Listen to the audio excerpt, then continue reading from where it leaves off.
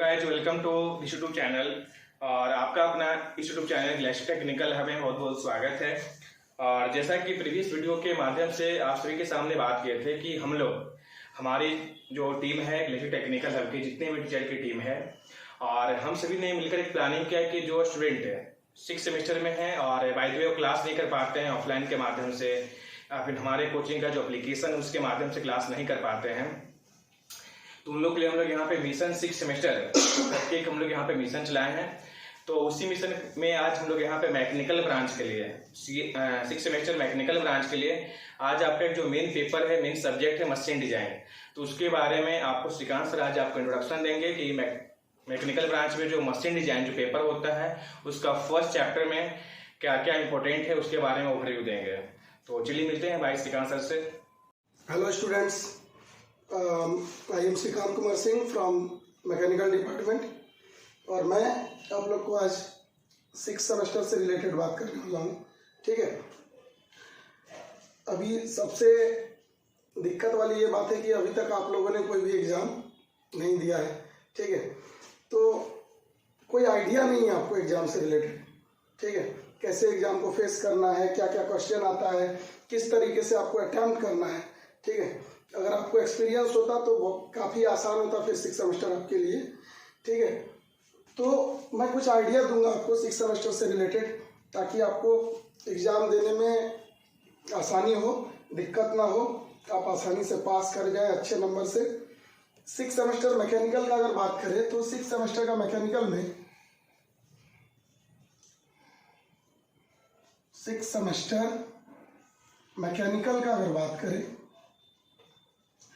तो यहाँ जो पेपर है आज मैं बात करने वाला हूँ डिजाइन से, डिजाइन के बारे में। ठीक है, बाकी सब पेपर थ्योरेटिकल है, एक ही न्यूमेरिकल पेपर है 6 सेमेस्टर में, वो है डिजाइन ऑफ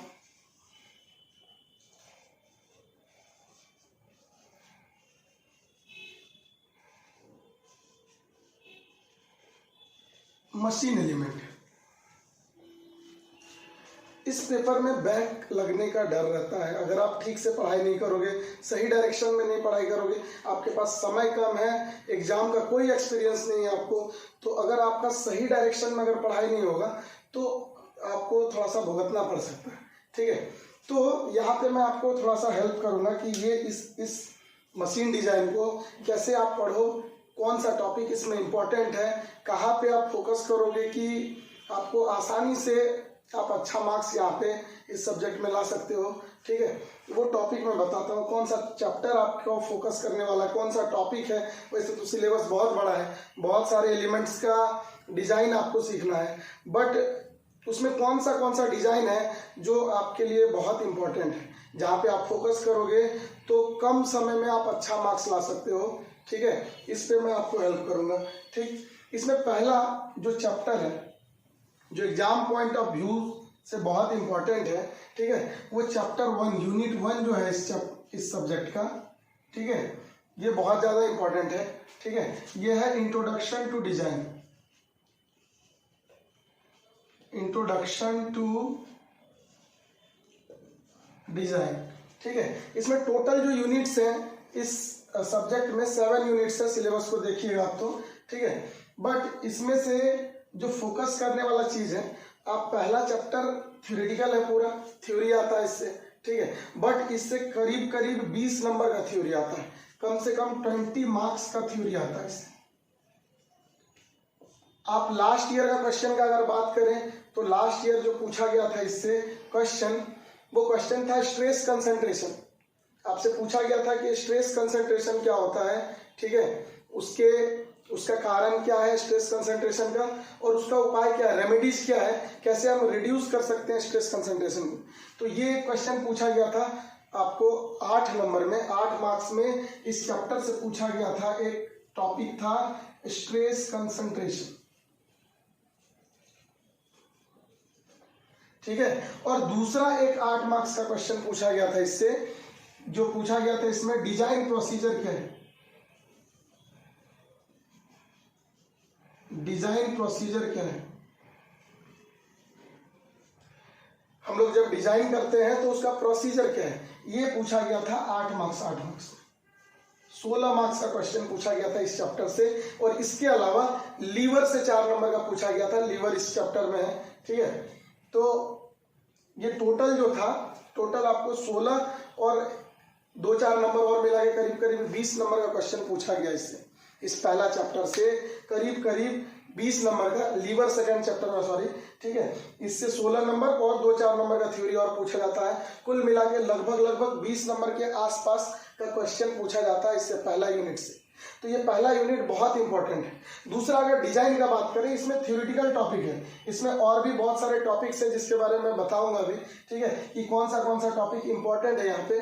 बट इसके अलावा और कौन सा चैप्टर पे हम फोकस कर लें। टोटल तो 7 यूनिट्स हैं, ठीक है, लेकिन कौन सा डिजाइन ऐसा कर लें हम तैयार कि जल्दी से जल्दी हम एबल हो जाए कि भाई अच्छा से अच्छा मार्क्स आ जाए कम से कम समय में। तो उसके लिए आपको डिजाइनिंग जो सीखना है, इस फर्स्ट यूनिट में पूरा थ्योरेटिकल, ये मैं वो टॉपिक बताया जो पिछला बार पूछा गया इससे, ठीक है। अगर डिजाइन का बात करें तो डिजाइन में क्या क्या डिजाइन पढ़ लें हम, ठीक है।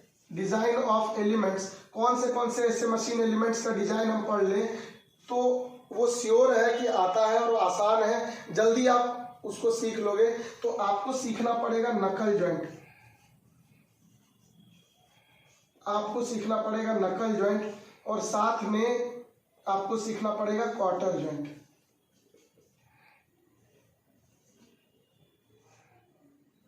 क्वार्टर जॉइंट, ये नकल जॉइंट और क्वार्टर जॉइंट ये हमेशा और में पूछा जाता है, एक नकल जॉइंट या फिर एक क्वार्टर जॉइंट, ठीक है। नकल या क्वार्टर से आपको क्वेश्चन करना होता है, डिजाइन करना होता है, और ये करीब करीब 12 से 16 मार्क्स का एक क्वेश्चन होता है, ठीक है। आप ये इस पे अगर ध्यान दोगे तो प्रीवियस ईयर क्वेश्चन अगर देखोगे तो हर बार ये पूछा गया है नकल या क्वार्टर, तो आपको इस पे फोकस करना चाहिए। अगर इस पे आप एक जॉइंट, ये 2 जॉइंट सीख लोगे तो आपको फिक्स है कि एक क्वेश्चन यहां से आने वाला है, ठीक है। और एक चैप्टर है स्प्रिंग, आप डिजाइन ऑफ स्प्रिंग अगर सीख लोगे,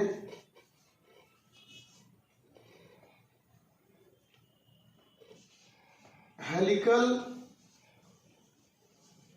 कंप्रेशन स्प्रिंग अगर सीख लेते हो, इसका डिजाइन अगर सीख लेते हो आप, तो डिजाइन से भी आप देखोगे स्प्रिंग का डिजाइन हमेशा पूछा जाता है एक क्वेश्चन, ठीक है, जो कि काफी आसान होता है एज कंपेयर टू अदर जो भी डिजाइन आप यहाँ पर सिलेबस में है। स्प्रिंग हमेशा पूछा जाता है स्प्रिंग से क्वेश्चन, और वो काफी आसान होता है। तो आप अगर नकल joint, quarter joint, helical spring, first chapter का जितना थ्योरी है अगर आप ठीक से पढ़ लोगे, और आखिरी यूनिट में एक छोटा सा थ्योरी है, उसमें छोटा सा टॉपिक है, ठीक है। आखिरी जो इसका लास्ट यूनिट है 7, एर्गोनॉमिक्स एंड एस्थेटिक, उसमें थोड़ा टॉपिक है, बस 2 ही टॉपिक है, एर्गोनॉमिक्स क्या होता है, एस्थेटिक क्या होता है, उससे भी थ्योरेटिकल क्वेश्चन पूछा जाता है। तो अगर आप फर्स्ट एंड लास्ट यूनिट, मतलब यूनिट 7 जो कि है एर्गोनॉमिक्स एंड एस्थेटिक, ये पूरा थ्योरेटिकल छोटा सा चैप्टर है। कभी कभार ये पूछता है, इसी चैप्टर से पिछला बार पूछा गया है मैन मशीन रिलेशनशिप के बारे में पूछा गया है 4 नंबर का क्वेश्चन। तो ये जो है बहुत छोटा चैप्टर, 2 ही पॉइंट है इसमें पढ़ने लायक, 2 ही चैप्टर का नाम है, बस इसमें पूछा जाता है एर्गोनॉमिक्स क्या है, एर्गोनॉमिक्स कंसिडरेशन क्या होता है, एस्थेटिक क्या है, एस्थेटिक कंसिडरेशन क्या होता है, ठीक है। और इसी 2 क्वेश्चन से आपको कोई क्वेश्चन पूछने का चांसेस होता है। तो अगर आप फर्स्ट यूनिट और लास्ट यूनिट का थ्योरी पे फोकस करोगे, और साथ ही साथ आप नकल, क्वार्टर और स्प्रिंग पे फोकस करोगे, तो आप बहुत जल्दी डिजाइन में आपको क्या होगा कि आपको ये आपका पासिंग मार्क्स तो आसानी से कवर हो जाएगा। आप आराम से 50% मार्क्स आसानी से कवर कर लो। कंफर्म है कि आपका 50% आपका यहीं से आ जाना है, ठीक है। आप करीब 35 से 40 नंबर का क्वेश्चन आपको सिर्फ फर्स्ट यूनिट, लास्ट यूनिट, नकल जॉइंट, क्वार्टर जॉइंट और हेलिकल स्प्रिंग से आप कर पाओगे, ठीक है। तो आपको सही डायरेक्शन में आपको प्रैक्टिस करना बहुत जरूरी है। समय कम है, आपको एग्जाम का कोई एक्सपीरियंस नहीं है, क्या क्वेश्चन पूछता है, कैसे क्वेश्चन पूछता है, कैसे जवाब देना है, कैसे तैयारी करना है, ठीक है। आपको बहुत लोगों को अभी पता भी नहीं होगा कि इसके लिए डिजाइन डेटा बुक का जरूरत पड़ता है, तो वो बुक आपको लेके जाना होता है। इसके लिए बहुत सारा, इसमें जब डिजाइन करते हैं हम लोग की तो बहुत सारा फार्मूला का जरूरत पड़ता है। इतना सारा फार्मूला हम लोग मेमोराइज नहीं कर सकते, इसलिए हम लोग को एक डिजाइन डाटा बुक को प्रोवाइड किया जाता है। वो आप लेके जाओगे तो उसका यूज कैसे करें वो आपको आना चाहिए। तो आप पहले से प्रैक्टिस करके रखोगे तभी आप कर पाओगे। लास्ट टाइम में खरीदोगे आपको पता ही नहीं चलेगा कहाँ से हमको कौन सा फार्मूला मिलेगा, कैसे हमको यूज करना है उसका। तो बहुत जरूरी है कि आप जितना जल्दी हो सके आप 6 के तैयारी में लग जाइए। आपके पास टाइम बहुत कम है। आज आपको मैं एक टॉपिक बता देता हूँ। ये जैसे डिजाइन प्रोसीजर बहुत बार पूछा गया है कि डिजाइन प्रोसीजर क्या है। फर्स्ट यूनिट से ये थ्योरेटिकल क्वेश्चन पूछता है कि डिजाइन प्रोसीजर होता क्या है। ठीक है, तो आपको प्रोसीजर के बारे में थोड़ा सा हम जानकारी दे दें कि डिजाइन प्रोसीजर किसको बोलते हैं।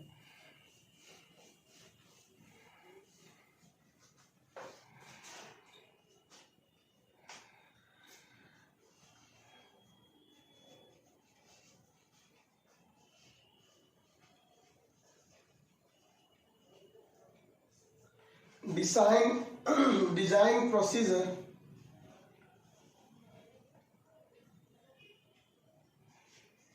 फॉर मशीन एलिमेंट, मतलब इसका ये इस तरह से भी पूछता है कभी कभी कि what are the step involves, what are the steps involve in designing of a machine element। ठीक है, ये आपसे इस तरीके से भी क्वेश्चन पूछ सकता है कि कौन सा स्टेप्स इन्वॉल्व होता है जब हम एक डिजाइनिंग करते हैं कोई मशीन एलिमेंट। ठीक है, जब हम किसी मशीन एलिमेंट का डिजाइनिंग करते हैं तो क्या प्रोसीजर है, क्या तरीका है, कैसे हम लोग, क्या स्टेप बाय स्टेप आपको बताना होता है कि कैसे हम डिजाइनिंग तक करते हैं। कोई प्रोडक्ट अगर हमें बनाना है, उसका डिजाइन करना है, उसका प्रोडक्शन करना है।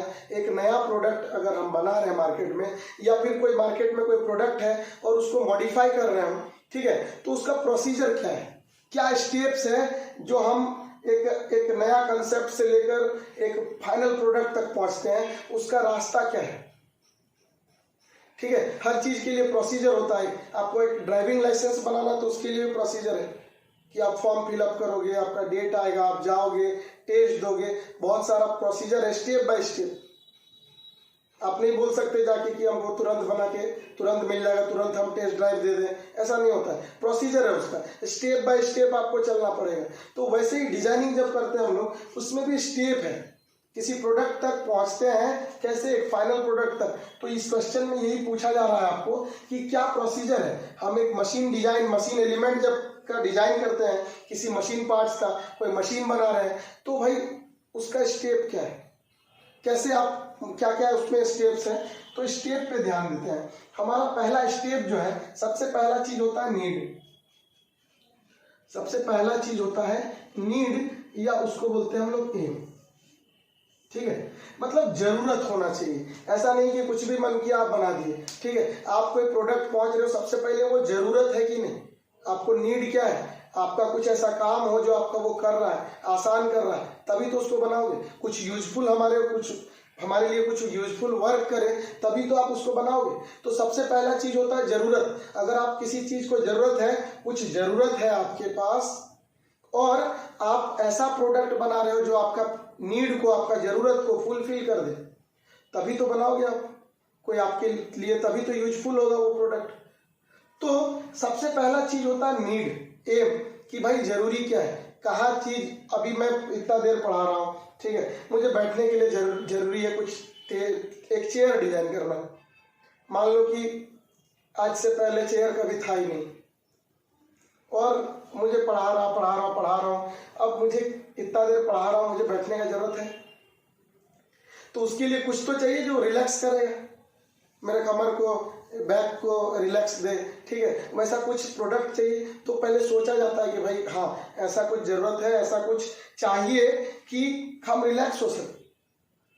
तो आप, ये नीड हुआ, ये जरूरत है। अब जब जरूरत है तो जरूरत पता चल गया कि हाँ, ऐसा कुछ रहे जो हमको आराम दे। ठीक है, हम इतना देर खड़ा नहीं रह सकते, हमको बैठने के लिए कुछ तो ऐसा चाहिए जिससे रिलैक्स हो सके। तो ये हो गया जरूरत, ठीक है। नीड होना चाहिए, किसी प्रोडक्ट का नीड होगा तब हम बनाएंगे उसको, ठीक है। तो पहला चीज नीड क्या है। दूसरा, जब आपको नीड का पता चल जाए तो दूसरा चीज आप क्या सोचते हो, उसके मैकेनिज्म के बारे में कि आखिर बनाओगे कैसे। मैकेनिज्म का मतलब है अरेंजमेंट कैसे करोगे, ठीक है। आप अगर बनाते हो उसको तो उसका अरेंजमेंट कैसे करोगे, कौन सा मेंबर होगा, कितना मेंबर होगा, कैसे जोड़ोगे, ये मैकेनिज्म का बात होगा। अगर मशीनों में बात करते हैं तो मशीन का पार्ट्स मोशन करता है, तो वो डिजायर्ड मोशन करे उसके लिए कैसा अरेंजमेंट करना है, किस लिंक को कैसे जोड़े, उसके बारे में हम लोग सोचते हैं मैकेनिज्म में, ठीक है।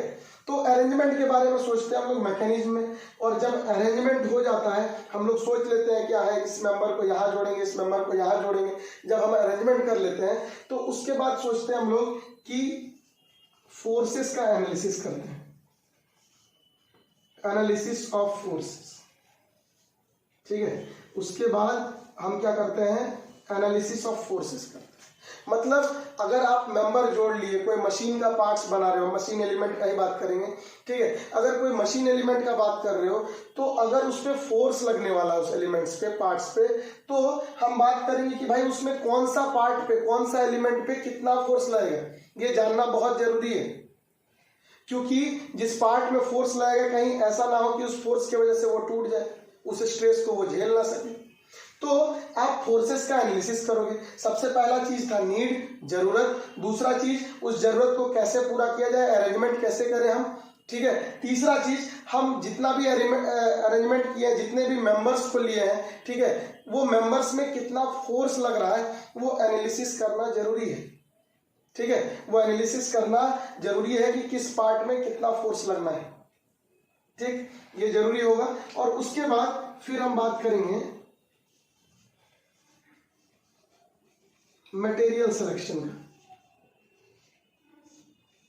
फिर हम बात करेंगे मटेरियल सिलेक्शन का कि मटेरियल कौन सा। देखिए हर मटेरियल का स्ट्रेंथ अलग अलग है, ठीक है ना।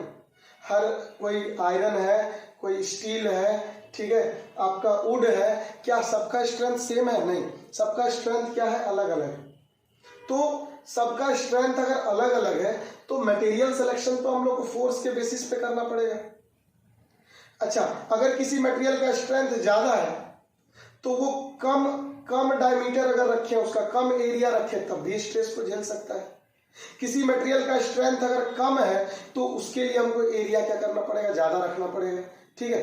तो सबसे पहले तो हम लोग सुटेबल मटेरियल चूज करेंगे कि प्रोडक्ट के लिए सुटेबल मटेरियल क्या होना चाहिए। वो इकोनॉमिकल मैनर में भी होना चाहिए कि बहुत ज्यादा महंगा भी ना हो, ठीक है, और हमारा काम भी हो जाए, ठीक है, ताकि कॉस्ट ना बढ़े प्रोडक्ट का। तो आप मटेरियल सिलेक्शन में ध्यान दोगे कि हमारा फोर्स को भी वो सह ले, उस फोर्स में, उस मेंबर में लगने वाले फोर्स से वो टूटे भी ना वो मटेरियल, साथ ही साथ वो इकोनॉमिकल मैनर में भी हो, इसका हम लोग ध्यान रखते हैं। जब मटेरियल सिलेक्शन कर लेते हैं हम लोग, तो मटेरियल सिलेक्शन के बाद हम लोग आते हैं डिजाइनिंग में, डिजाइन ऑफ एलिमेंट्स। हम बात करते हैं डिजाइन में, ठीक है। मटेरियल सिलेक्शन के बाद हमने मटेरियल सिलेक्शन कर लिया, किस मेंबर पे कितना फोर्स लग रहा है वो बात कर लिए। अब बात करेंगे हम लोग डिजाइनिंग में। डिजाइन का मतलब क्या है? कुछ लोग डिजाइन का मतलब ड्राइंग समझ लेते हैं, ड्राइंग नहीं करना है, हम लोग डिजाइन कर रहे हैं। डिजाइन का मतलब है डायमेंशन लेना, कि डायमेंशन क्या होगा, हर मेंबर का एक मिनिमम डायमीटर कितना रखना पड़ेगा, लंबाई चौड़ाई, हम बात करेंगे डायमेंशन का, यानी हम बात करेंगे साइज का। इस डिजाइनिंग करने का मतलब है कि सुटेबल साइज क्या होना चाहिए, ठीक है, सुटेबल साइज क्या होना चाहिए। जब हम डिजाइन का मतलब है हमको ये जो पूरा सब्जेक्ट है डिजाइन ऑफ मशीन एलिमेंट, तो इसमें हम अलग अलग मटेरियल्स, अलग अलग मशीन पार्ट्स का जब डिजाइन करते हैं, इसका मतलब है हमको डायमेंशन निकालना होता है कि उस पे जो फोर्स लग रहा है उसके बेसिस पे हम कौन सा कितना डायमेंशन ले कि वो उस फोर्स पे वो ना टूटे, ठीक है। तो वो डायमेंशन जरूरी है कि कितना डायमेंशन ले, तो उसको बोलते हैं हम लोग डिजाइनिंग, ठीक है। तो वो हम लोग डिजाइन करेंगे, और डिजाइन करने के बाद अगर कोई मॉडिफिकेशन अगर लगता है किसी मॉडिफिकेशन का जरूरत है तो हम लोग क्या करेंगे, मॉडिफिकेशन करेंगे। अब मान लीजिए कि ये तो हम लोग कोई प्रोडक्ट का डिजाइन कर रहे हैं, ठीक है। अगर हम लोग किसी प्रोडक्ट का डिजाइन कर रहे हैं, ठीक है, तो मॉडिफिकेशन वर्ड कहाँ से आ गया, अभी तो डिजाइन ही किया हम लोग। तो अगर कोई प्रोडक्ट पहले से अवेलेबल है और अगर हमको पूरा चेंज नहीं करना, फोर्स वही है, मटेरियल सिलेक्शन वही है, ठीक है, हमको डिजाइनिंग में कुछ चेंज अगर करना, उस प्रोडक्ट में कुछ चेंज लाना है, ठीक है, हमको उसका शेप साइज कुछ बदलना है जिसके कारण उस पर कुछ मॉडिफिकेशन का जरूरत पड़ जाए, तो हम डायरेक्ट उसका डिजाइनिंग के बाद हम लोग मॉडिफिकेशन करेंगे। डिजाइनिंग तक तो मेरा सारा कुछ रेडी है, उस पर हम कुछ चेंजेस करते हैं, तो ये मॉडिफिकेशन वर्ड आता है। जब हम लोग पहले से जो अवेलेबल प्रोडक्ट है उस पर अगर कुछ चेंजेस लाना है तो हम डिजाइनिंग के बाद जो उसका डिजाइन किए हुए हैं उस पर हम कुछ मॉडिफिकेशन करते हैं। तो अगर हमें जरूरत है तो हम मॉडिफिकेशन कर सकते हैं, और अगर जरूरत नहीं है, हम नया प्रोडक्ट बना रहे हैं, डिजाइन कर लिए हैं, तो डायरेक्ट हम आएंगे डिटेल्ड ड्राइंग पे। डिटेल्ड ड्राइंग पे जो भी चीज आप डिजाइन किए हो शेप साइज के साथ, आप मशीन ड्राइंग में पढ़े हो, ठीक है, आप असेंबली ड्राइंग पढ़े हो, ठीक है, तो इसमें क्या होता है कि जब आप पूरा शेप साइज निकाल लोगे, सारा डायमेंशन डिजाइनिंग कर लोगे आप, तो उसका डिटेल्ड ड्राइंग बनाया जाता है, ठीक है, उसका डिटेल ड्राइंग बनाया जाता है कि 3D में कैसा दिख रहा है, उसका सेक्शनल व्यू कैसा दिख रहा है, वो फ्रंट व्यू से कैसा दिख रहा है, साइड व्यू से कैसा दिख रहा है, टॉप व्यू से कैसा दिख रहा है। तो हर एलिमेंट का उस मशीन में जितने भी एलिमेंट्स हैं, जितने भी मेंबर्स हैं, सबका अलग अलग व्यू से उसका ड्राइंग बनाया जाता है, ताकि जो प्रोडक्शन इंजीनियर है उसको समझ में आए कि एक्चुअल में हमारा प्रोडक्ट कैसा दिखता है, बाहर से कैसा दिखता है, फ्रंट से कैसे दिखता है, सेक्शनल व्यूज अगर अंदर से कैसा दिखता है, वो सारा व्यू अगर वो समझेगा नहीं तो प्रोडक्शन कैसे करेगा। तो इसलिए डिजाइनिंग के बाद अगर मॉडिफिकेशन का जरूरत है तो मॉडिफिकेशन करेंगे, और फिर हम लोग डिटेल्ड ड्राइंग बनाएंगे हम लोग उसका क्या करेंगे, पूरा डिटेल्ड ड्राइंग बनाएंगे, और फिर वो चला जाएगा प्रोडक्शन के लिए, ठीक है, और फिर वो जाएगा कहाँ पे, फिर जाएगा वो प्रोडक्शन के लिए, ठीक है, और यहाँ से हमको फाइनल प्रोडक्ट मिलेगा। तो ये क्या है, ये पूरा डिजाइन प्रोसीजर है इसका, ठीक है। एक प्रोडक्ट आपका जहां आप सोचे आपका प्रॉब्लम था, उस प्रॉब्लम को दूर करने के लिए जो प्रोडक्ट चाहिए था उस प्रोडक्ट तक पहुंचने के लिए आपको ये स्टेप से गुजरना पड़ेगा, 1 by 1, ठीक है, आपको बिल्कुल इसी स्टेप से जाना पड़ेगा। Need, mechanism, analysis of forces, material selection, design of element, modification, detail drawing, और फिर होता है उसका प्रोडक्शन। तो आपको यहाँ पर मिलेगा फाइनल प्रोडक्ट जो आपके नीड को आपको पूरा करेगा, ठीक है। तो ये डिजाइन प्रोसीजर था, यही क्वेश्चन पूछा गया था लास्ट ईयर में 8 मार्क्स के लिए, ठीक है ना, 8 मार्क्स के लिए पूछा गया था ये क्वेश्चन, ठीक। आगे मैं और भी वीडियो में आऊंगा तो इंपॉर्टेंट क्वेश्चन आपको बताते जाऊंगा जो आपके एग्जाम के लिए इंपॉर्टेंट है।